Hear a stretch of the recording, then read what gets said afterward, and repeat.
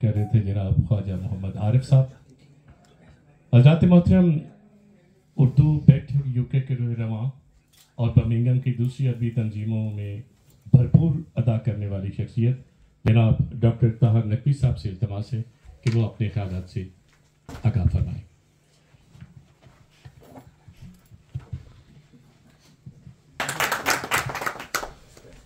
السلام علیکم۔ کراچی میں ایک مضمون پڑھا ایک تقریب میں، تو اس میں کاکول کے کچھ نوجوانوں کا ذکر آ گیا، تو مجھ سے کہا گیا کہ جی آپ کاکول کے نوجوانوں کا ذکر نہیں کریں، میں نے حامی بھر لی۔ لیکن 80 کی دہائی میں معین اختر صاحب کا ایک لطیفہ بڑا مشہور ہوا تھا، جس میں ایک دیہاتی اور ایک چودھری جو ہے وہ کہیں جاتے ہیں، چودھری صاحب کی دھوتی میں کوئی چھوٹا سا داغ لگ جاتا ہے، تو دیہاتی کہتے ہیں جی آپ دھوتی میری پہن لیں۔ تو اس کے بعد جب وہ گاؤں میں پہنچتے ہیں تو دیہاتی انٹروڈکشن کراتا ہے کہ جی یہ چودھری صاحب بڑے معتبر ہیں، ان کے اتنے مربع ہیں، ان کی اتنی زمینیں ہیں، اتنے ان کی مجھے ہیں، تو یہ دھوتی جو ہے یہ میری ہے۔ تو چودھری صاحب باہر نکل کے بڑا ڈانٹتے ہیں، کہتے ہیں یہ تو نے کیا کیا ہے؟ تو کہتے ہیں اچھا جی ٹھیک ہے کوئی بات نہیں۔ وہ اگلے گاؤں پہنچتے ہیں تو وہ دیہاتی انٹروڈکشن کراتا ہے کہ جی یہ چودھری صاحب ہیں، یہ اتنے معتبر ہیں، یہ مربع، یہ زمین ہے، یہ ان کا اثر رسوخ، حدیہ ہے کہ دھوتی بھی ان کی اپنی ہے۔ پھر باہر نکلتے ہیں، پھر چودھری صاحب ڈانٹتے ہیں، پھر وہ دیہاتی راضی ہو جاتا ہے، وہ کہتا ہے اچھا میں اب نہیں کہوں گا۔ تو پھر پہنچتا ہے، پھر انٹروڈکشن کراتا ہے جی یہ چودھری صاحب ہیں، ان کا اتنا انفلوئنس ہے، اتنا اثر رسوخ ہے، اتنی مزے، اتنے ان کے حدیہ ہے کہ دھوتی بھی ان کی، دھوتی کا کوئی ذکر نہیں۔ تو کاکول کے نوجوانوں کا ذکر نہیں ہوگا۔ میں نے سوچا کہ میں آپ کو مشہور چائنیز فلسفی جونگ جی کے خواب کے بارے میں کچھ بتاؤں کہ وہ ایک، مگر رکیں میں پہلے آپ کو اپنے خواب کے بارے میں کچھ بتاتا ہوں۔ کچھ عرصے پہلے یوں ہوا کہ میں اچھی اردو پڑھنے کے موڈ میں تھا، مشتاق احمد یوسفی صاحب کی کتابیں نکال کر ورق گردانی کرنے لگا۔ اچانک کچھ اونگ سی آ گئی، میں نے کتابیں تکیے کے نیچے رکھ دیں اور سر تکیے کے اوپر۔ بزرگوں سے سنا ہے کہ جب کوئی اعلیٰ قیمتی پتھر خریدیں تو اس کو فوراً پہننے کے بجائے تکیے کے نیچے رکھ کر سو جائیں، جو کچھ خواب میں نظر آئے اسے اس پتھر کی تاثیر سمجھیں۔ یوسفی صاحب کی کتابیں پتھر تو نہیں، البتہ قیمتی ضرور ہیں۔ اچانک کمرے میں روشنی سی ہو گئی، دیکھا تو نہایت نفیس سوٹ، ڈیزائنر ٹائی اور جوتے پہنے میرے محبوب مصنف مشتاق احمد یوسفی صاحب میرے کمرے میں صوفے پر بیٹھے تھے۔ میں نے اولے سے سلام کیا اور مزاج پوچھا۔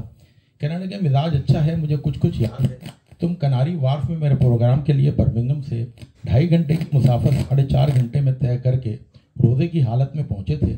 افطار ختم ہو چکا تھا، تم بغیر افطار کیے پیچھے بیٹھ گئے تھے۔ پروگرام کے بعد مجھے تم سے ملوایا گیا تھا، تمہاری لگن کو دیکھتے ہوئے کچھ دیر کی اجازت لے کر عالم ارواح سے آ گیا ہوں۔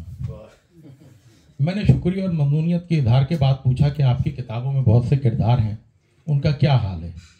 کہنے لگے حال اصل میں قسمت کا ٹکسال ہے، جو سکہ جس طرح ڈھل گیا ویسا ہی ہے۔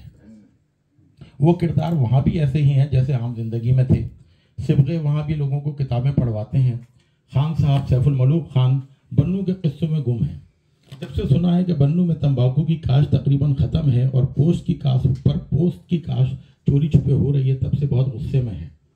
اب بھی اپنے دادا کا بہت ذکر کرتے ہیں، کہتے ہیں جو کچھ وہاں آج کل ہو رہا ہے، اگر دادا موجود ہوتے تو ان کے لیے کام بہت تھا۔ پھر ہنستے ہیں اور کہتے ہیں میرا دادا دشمنوں کو قتل کرنے کو کام سمجھتا اور کہتا تھا۔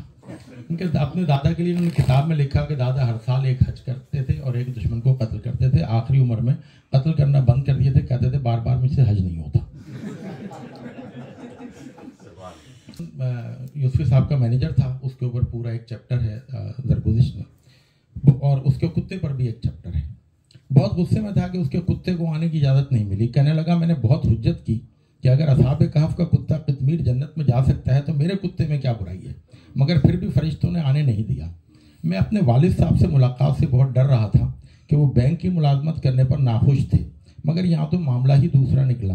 آغا حسن آبدی کی BCCI فاؤنڈیشن نے بھلائی کے جو کام کیے اس کے بدلے وہاں ہم سب BCCI والوں کو خصوصی درجہ ملا ہوا ہے، اور تو اور گاہے بگاہے ہم لوگوں کو دنیا میں جانے کی بھی اجازت مل جاتی ہے۔ یہاں کہاوت ہے کہ بینکرز کی روحیں سودی ضرور ہیں، سیاستدانوں کی طرح موذی نہیں ہیں۔ میں نے کہا اہل قلم کا کچھ سنائیں، شاعروں اور ادیبوں کا کیا حال ہے؟ کہنے لگے کہ میاں میں نے اپنی ایک کتاب میں لکھا تھا کہ بندر بڈھا بھی ہو جائے تو قلع بازی نہیں بھولتا۔ تم یوں سمجھو کہ بندر مر بھی جائے تو قلع بازی نہیں بھولتا۔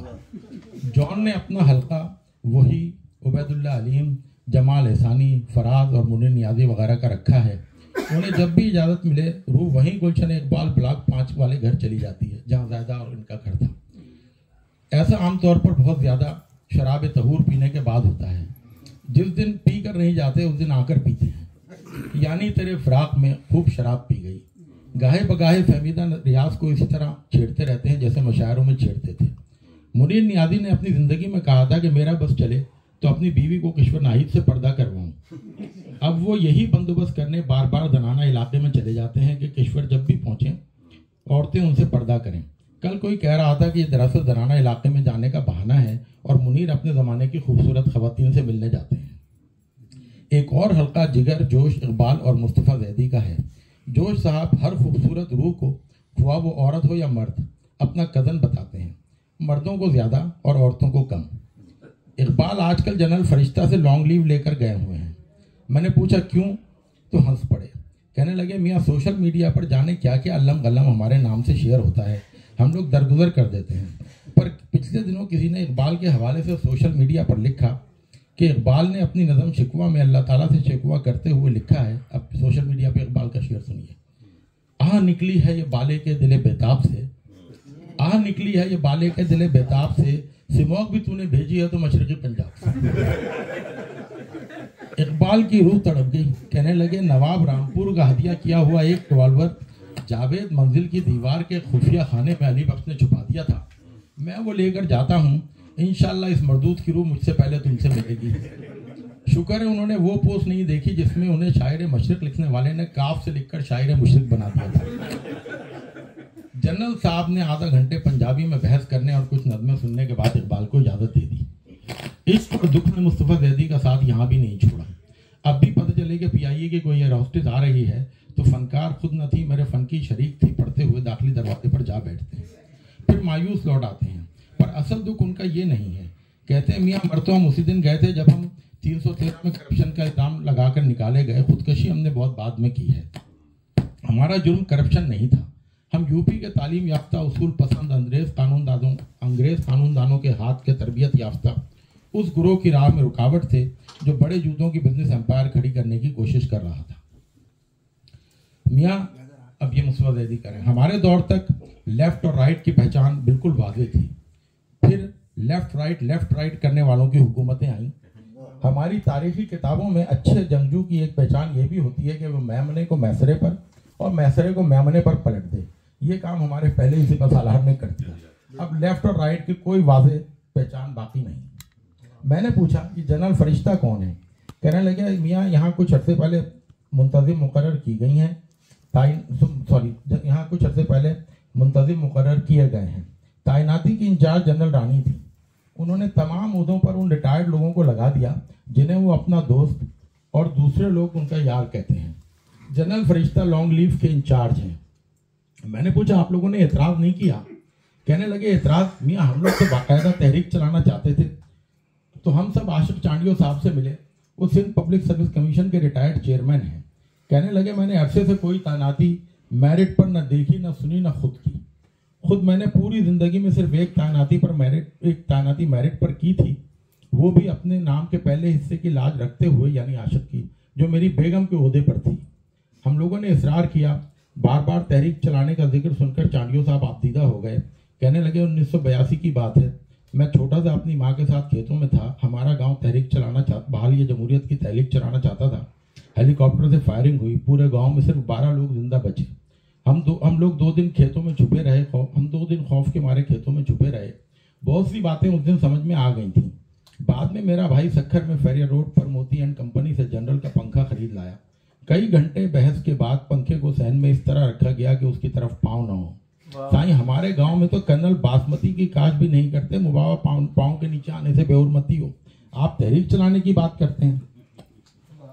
मियाँ चैलेंज के बगैर खाओ और कमाओ। हम लोग मायूस होकर वापस आ गए।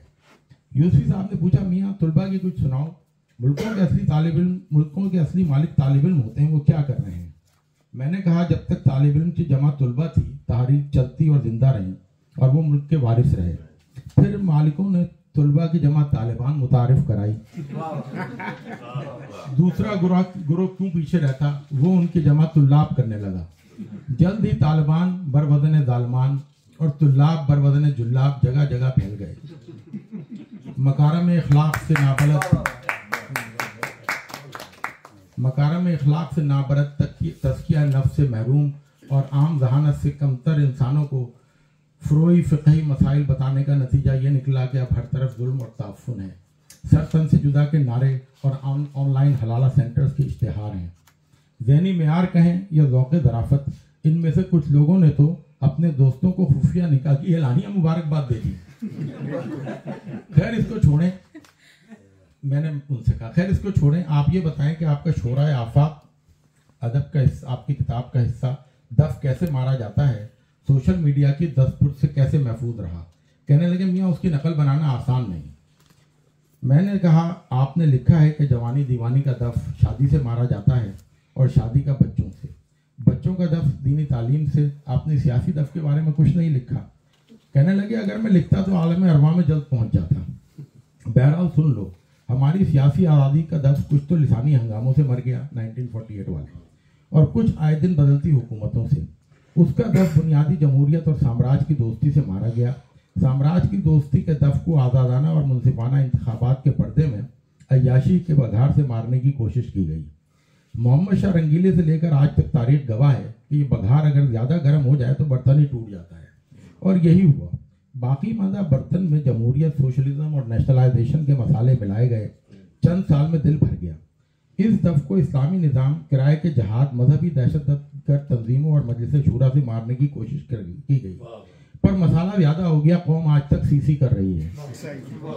اس نظام کے دف کو چند لمحوں میں ہوا میں پھٹتے آموں اور آکسفورڈ کے تعلیم یافتہ دف سے مارنے کی کوشش کی گئی. اتنی زیادہ تعلیم تو راس آنی ہی نہیں تھی, سو اس دف کو لاہور کے لوہاروں کی اوٹ میں چھپے آہینی ہاتھوں سے مارا گیا. پھر لاہوری لوہاروں کے دف کو اعتدال پسندی اور روشن خیالی سے.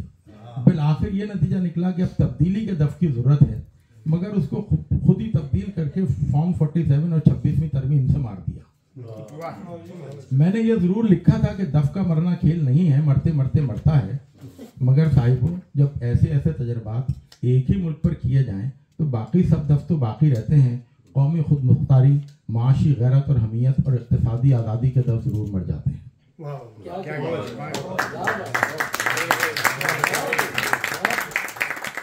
خیر تم نے بہت کچھ کہلوا لیا, پر مایوس نہ ہو.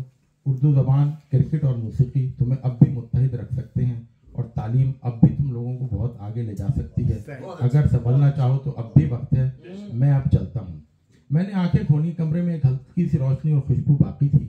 یہ وہی روشنی اور خوشبو تھی جو میں نے کم عمری میں ان مشاعروں اور محفلوں میں محسوس کی تھی جن میں میں نے اختر الایمان, کنور مہندر سنگھ بیدی, سحر احمد ندیم قاسمی, ادا جعفری جیسے شاعروں کو سنا تھا, یا محترمہ صاحب قدرباش اور یوسفی صاحب کی ادبی نشستوں میں. خیر ان مشاعروں کا حال میں آپ کو پھر کبھی سناؤں گا. آج تو میں آپ کو صرف یونگ جی کے خواب کے بارے میں کچھ بتانا چاہتا تھا. مشہور چینی فلسفی یونگ جی نے دیکھا کہ وہ ایک تتلی بن گیا ہے اور باغ میں ایک ایک پھول کی سیر کر رہا ہے. یہ خواب حقیقت سے اتنا قریب تھا کہ کہتے ہیں بیدار ہونے کے بعد وہ بہت عرصے تک یہی سوچتا رہا کہ آیا وہ ایک انسان ہے جس نے تتلی ہونے کا خواب دیکھا تھا, یا وہ ایک تتلی ہے جو انسان بننے کا خواب دیکھ رہی ہے. یوسفی صاحب سے ملاقات کے بعد میں اس شش و پنج میں ہوں کہ جو دیکھا وہ خواب تھا, یا میں حقیقت میں ایک روح ہوں جو عالم ارواح سے جنرل فرشتہ کی اجازت سے کچھ دیر کے لیے دنیا میں آئی ہے. بہت شکریہ.